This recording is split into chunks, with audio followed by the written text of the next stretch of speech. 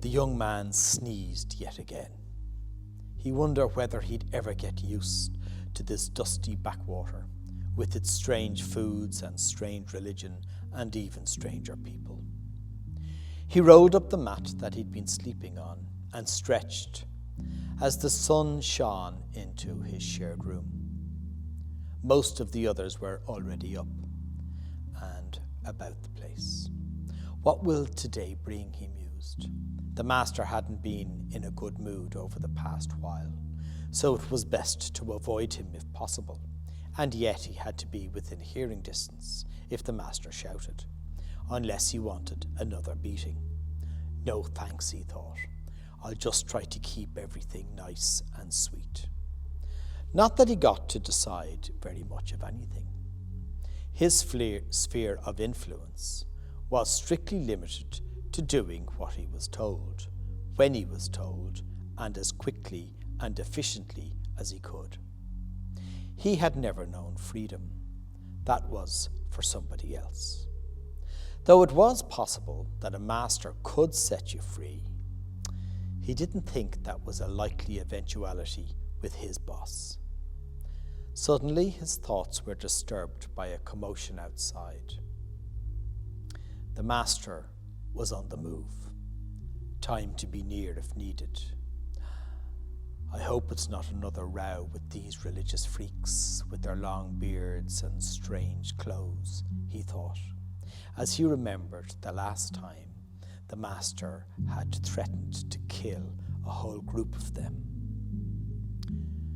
When the master was ultimately the one who backed down, he'd taken out his anger on all of the slaves and the servants.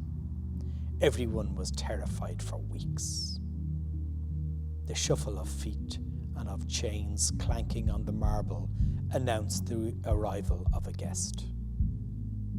The young man spied a glimpse of the prisoner from behind one of the columns. He didn't look like the usual sort brought before the master, revolutionaries and bandits. But sure, what do I know? There seemed to be a debate going on between the prisoner and the master kept going outside to the crowd, who were getting rowdy and starting to shout. The prisoner seemed very calm. Suddenly the mistress called him over and gave him a message to relate to the master. She was losing it. She looked like she hadn't slept in days. The master wasn't going to like this. She wasn't supposed to interfere in his work, and he could get nasty. The master had gone out to Gabata to sit in judgment, so the young man ran and whispered in his ear, "Master, your wife says not to have anything to do with judging this man. He is a righteous one, and she hasn't slept a wink because she has bizarre dreams about him." Though the master battered the lad away with the back of his hand, he looked perplexed and stressed. The shouting of the crowd got louder. It wasn't long before the young lad was carefully carrying a bowl of water from the palace back to the judgment seat. When we read through the Easter story, we realize that there are a great many participants. While the gospel writers are anxious that we know as much as possible about Jesus and about what happened to him, we also are asked to engage with the many others who form part of the story. The character I've tried to imagine in this story is entirely fictional. We just know that a message was sent to Pilate from his wife and that there was a bowl of water at the judgment seat at Gabata, as they called it in Aramaic.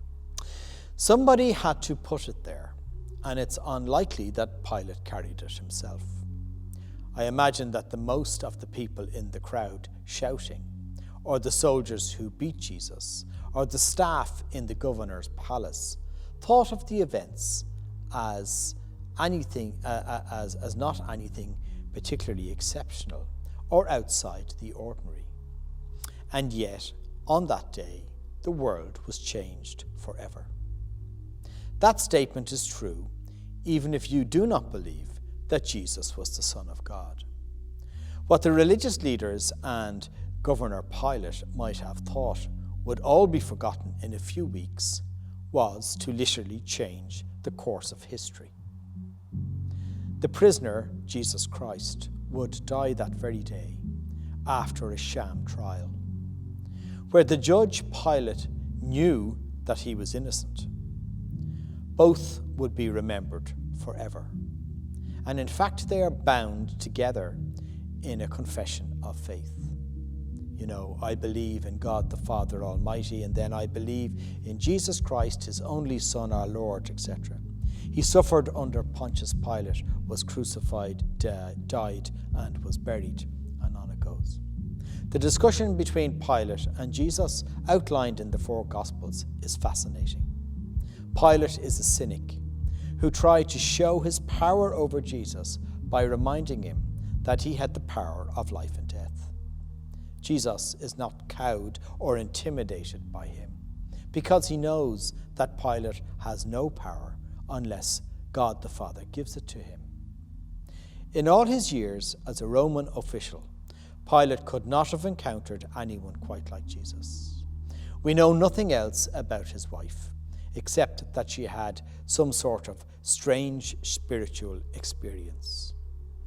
Like all other Romans, Pilate was likely to have been very superstitious. So we know that he concluded that Jesus was innocent, and that his wife was probably right, and that this was not going to end well.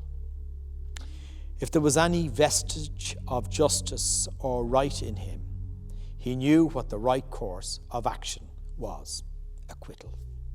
We know he vacillated between justice and the fear of the crowd, and ultimately went with the crowd. I wonder what his wife had to say to him later that day. Like Judas, Hollywood generally portrays Pilate as a monster. He might have been more ordinary than we like to think. His career in Judea had not gone well. He didn't understand or get the people at all. No sooner had he arrived in Judea than he had put up idols around the walls, and was then shocked when he threatened to kill the Jewish leaders for complaining about the idols, that they had readily offered themselves to be killed, which meant he had to back down because he couldn't kill them all. The same thing had happened pretty much when he raided the temple treasury to build an aqueduct to Jerusalem.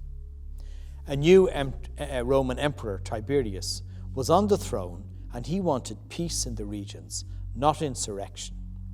So when it all comes down to it, Pilate chooses his career and political pragmatism over justice, over what was right. He was looking after number one. His fault was a common one that you and I have faced and will face many times in our lives. And that is when we are called to be loyal to the highest we know, when that loyalty will really cost us, when maintaining moral integrity will have or could have personal cost. Maybe he's not that different to the rest of us after all, though maybe when we are next faced with having to make that hard decision between right and wrong, we will remember this story. May God give us courage and strength to follow justice and truth.